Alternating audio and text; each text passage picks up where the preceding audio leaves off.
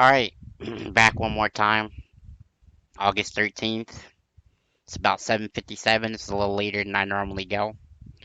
Um, Today, the last segment's going to be about the Olympics and to the dominance of the U.S. women's gymnastic team. We're also going to talk about SummerSlam coming up next weekend. We're going to talk about football. Finally, football back in the air. First set of preseason games actually happened on Thursday. They were supposed to happen last Sunday, but the Hall of Fame game had to be postponed due to some paint that didn't, I guess, gel with the field correctly. They used the wrong coat of paint and it messed up the field, which is something that it's very embarrassing for the NFL because it's something that I don't even think I've ever heard of. Um, wasn't wet field, it wasn't Mother Nature, it was the grounds crew screwing up. That's something that really shouldn't happen in the NFL. They get paid. The NFL is $1 billion business. Should be very, very regulated about these things. They should hire only the best to deal with the field because that's one of the big things about, you know, player safety, which Roger Goodell seems so high on. I just don't understand how, even though it's preseason, not the regular season, I get it. But if you're all about player safety, how do you not micromanage the field? Why are we talking more about Tom Brady's deflated footballs than we're talking about Roger Goodell mismanaging the field of play? The field of play. How is this not a bigger deal than it is today? Tom Brady may or may not have deflated footballs, and I get it. It's deemed to be cheating. Um, Most NFL quarterbacks that were on ESPN, Steve Young, Trent Dilfer, they all said it's really a negligible difference. They said that most people actually do deflate the ball. They said that it's really nothing to be concerned about. But Roger Goodell spent over a year, over a year, chasing Tom Brady in legal court, trying to make sure that he actually has to serve his suspension. Who's going to go after Roger Goodell for muffing, as is a football term, the field of play? This is an epic collapse, in my opinion, by Roger Goodell. I don't understand how more people aren't serious about figuring out how this happened, finding who's to blame, and firing them. I don't understand how this isn't getting more media coverage. Maybe because it is not the regular season. Maybe because it's only a ceremonial game to honor those who were in the Hall of Fame. I get that, but let's say that this was the regular season. Let's say that this was a playoff game. Because you never know, it could have been. They have a lax attitude towards this, it seems. And what if the players had to play on it? What if someone tore an ACL because of bad footing, which has happened, by the way, in NFL history? I don't know, if my listeners are really up to date on their football, but you know, turf has been a big problem in NFL history in the past.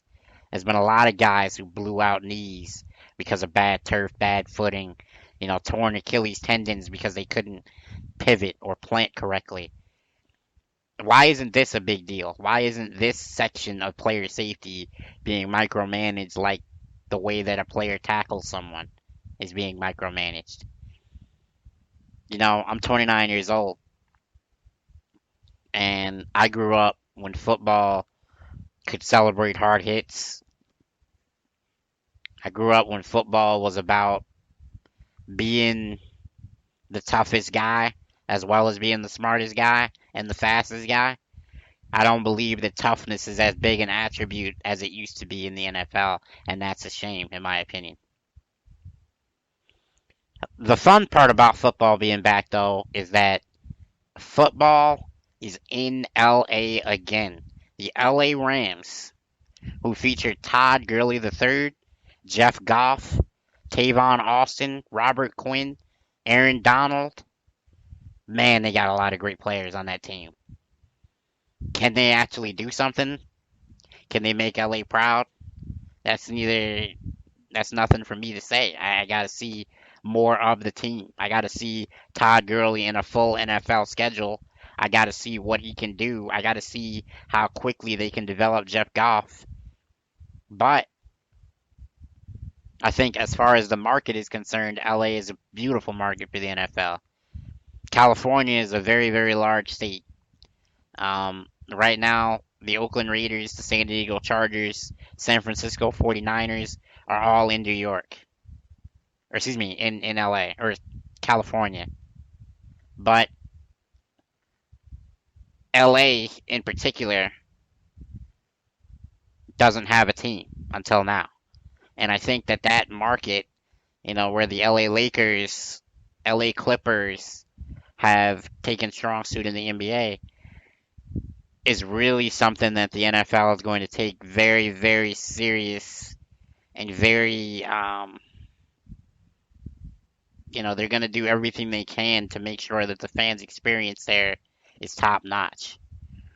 The stadium that they have there is pretty cool. In I believe it's Inglewood, or is that where the Oakland Raiders are trying to go? I don't really remember off the top of my head, but I think that the LA Rams are going to be something that the NFL was looking for as far as revenue, as if they don't have enough. But they're going against the Dallas Cowboys, and they're probably not going to start Romo. I believe the game's already started. I don't believe he's playing. I don't know if Zeke Elliott's going to play today. These things are judged right up until kickoff. But I can tell you that the Cowboys look a lot better than they did last year. With Ezekiel Elliott as a star running back, I believe that their offense is going to be multi-dimensional. And if they can keep Romo healthy, they should be a fairly good team. They should make the playoffs. However, there's two sides in football, offense and defense. The Dallas Cowboys defensively don't look that great. They have more players suspended, I believe, than any other team in football. That's not good. Stephen A. Smith got in trouble, so to speak, for saying that the Cowboys, in honoring law enforcement, were disingenuous because of all their players having run-ins with law enforcement. Disingenuous because Jerry Jones, the owner of the Dallas Cowboys, keeps signing players who have had run-ins with the law. And this goes back to Nate Newton. This goes back to Michael Irvin. This goes back to players in yesteryear. And I have to say, I agree with Stephen A. Smith. I think his comments may have been a little too harsh, but I think the culture in Dallas needs to change if they're going to really be a team that should be called America's team. Because I don't believe America's team should have domestic violence, should have guns, should have drugs, should have all these different charges on that team, and you're calling it America's team. That's really like a wholesome type of title. And I get it. It wasn't dubbed that by Jerry Jones himself, but he lauds it. He sells merchandise with it. He appreciates the revenue he gets from the Thanksgiving Day game.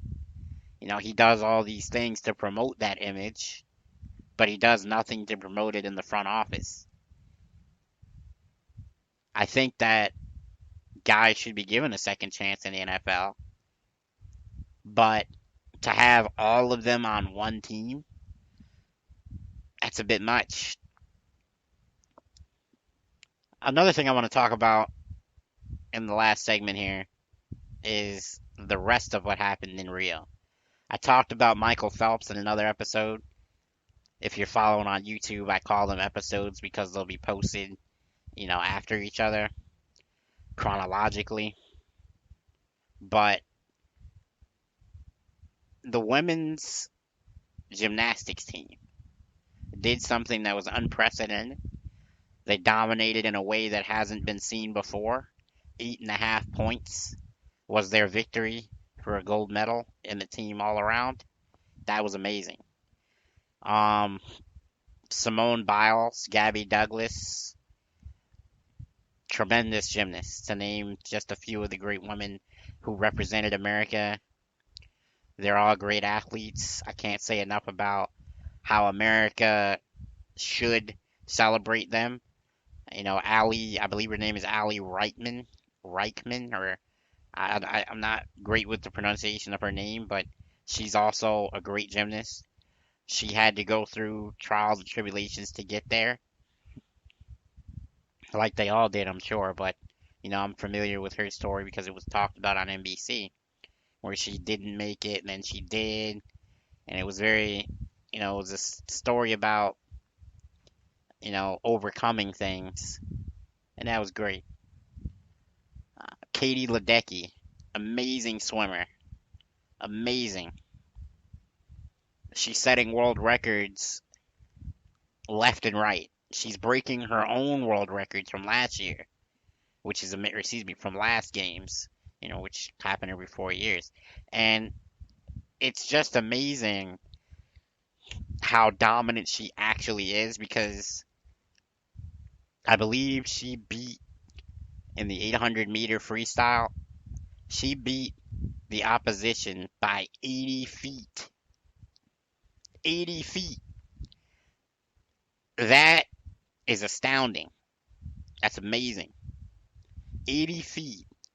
If you're looking from a football standpoint, which is the last sport that we talked about, is somewhere around 27 yards. Imagine a player so wide open going for a deep pass that the nearest defender was 27 yards from him.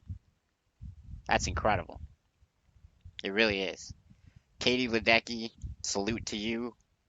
Tremendous athlete. Now I want to take 1 minute to recognize some errors that I had.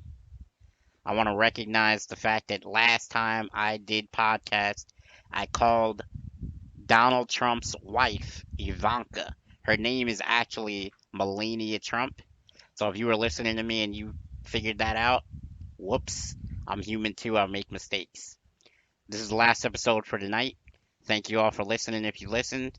Hope you listen again next week. I'm out.